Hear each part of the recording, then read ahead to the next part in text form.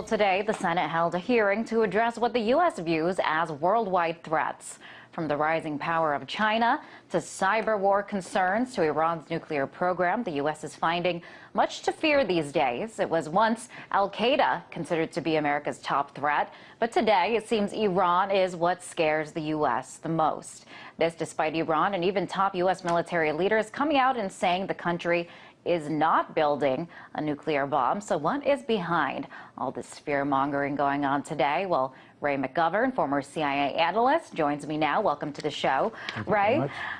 So the number one fear in the U.S. today seems to be Iran. You know, from our government leaders to the GOP presidential candidates, we're seeing these debates. It's almost like a competition of who can be tougher against Iran.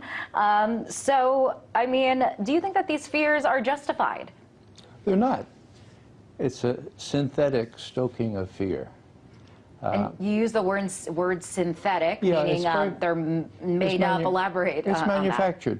If you look at the polls, 70% of the American people believe that Iran already has a nuclear weapon.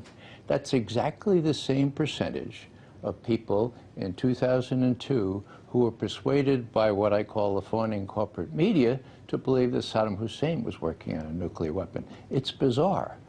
What do the defense ministers of America and Israel say? They say, as Panetta asked himself on Face the Nation, are the Iranians working on a nuclear weapon? No. What does Ehud Barak say in Israel, his counterpart? He says, you know, if the Iranians were working on a nuclear weapon, they would have to kick out the UN inspectors. We would know that, and they don't want that at all. They are not working on a nuclear weapon. They have not yet decided to do so. So the facts are that the two defense ministers, both intelligence agencies, say, the way they say it is, they have not yet decided to do a nuclear weapon. Well, that means that they're, I mean, simple English means they're not working on a nuclear weapon. Now, Clapper, former General Clapper, who's the head of national intelligence, and Petraeus, they almost wore out the subjunctive mood. You know, it was always, if the Iranians decide to go for a nuclear weapon, if they choose to do so. You know, it's like going to war in the subjunctive mood, and that's precisely what I was criticized for saying we did 10 years, it's exactly 10 years ago before Iraq, going to war on an if, on a contrived synthetic if. I've never seen the like of it. Now, you said earlier, 70% of Americans believe Iran currently already has a nuclear bomb. I mean, yeah. What could be behind that misconception? Well, I mean, something that is totally not factual. Really good question. You have to take 5 steps back and say, what is this all about? Is this about a nuclear capability in Iran? No. You know what it's about? It's about regime change. We haven't changed the regime in Tehran in 59 years. Don't you think it's about time that we changed the regime in Tehran? The Israelis lost big time when we went into Iraq because the big beneficiary of our escapade in Iraq was Iran.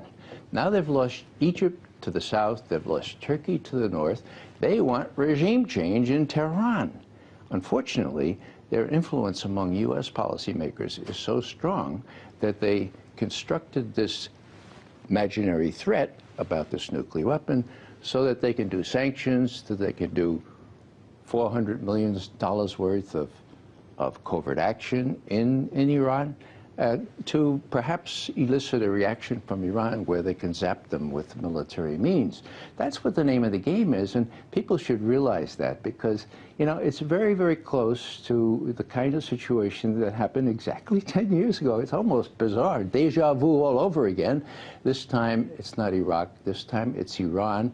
And Israel is a big decision maker here. Now, what was really interesting is Dianne Feinstein, who's a very pro-Israel person, admitted that she had been meeting this over the weekend with the head of Mossad, the Israeli CIA. So did Petraeus. Well, what were they talking about? The Iranian threat. Well, you know, why don't they talk to the Iranians about the Iranian threat? The Iranians are willing. You know, it's really, really, really unconscionable the way the Americans are being rallied around a new war with Iran, and it's got to stop. Well, I want to ask you, if the motivation is regime change, who stands to benefit from such a change? Israel does. You know, Iran is the sole remaining superpower. We're the sole remaining superpower. They're a regional power in the Middle East. They have a good sized army, navy, and so forth. Now, Israel doesn't want to have to compete with that. And so they resort to all kinds of hyperbole. Here's Haaretz, the relatively progressive Israel newspaper, saying that President Shimon Peres said today that Iran is not only seeking regional, but, quote, even global hegemony. Iran wants to be king of the world. You know, that's hyperbole on steroids. We ought to recognize it as that. We ought to put it in perspective. If the Israelis want us to zap the Iranians to get rid of the regime that's in power, the American people should know that before they send their sons and their daughters into war with Iran. Absolutely. Americans should be as informed as possible before making such a big decision as going to war. You know, we have heard from high-level military leaders, even here in the U.S., that Iran does not have a nuclear weapon. So why don't we hear more talk about this? Well, I think it has to do with who controls the media. The media is controlled by what President Eisenhower called the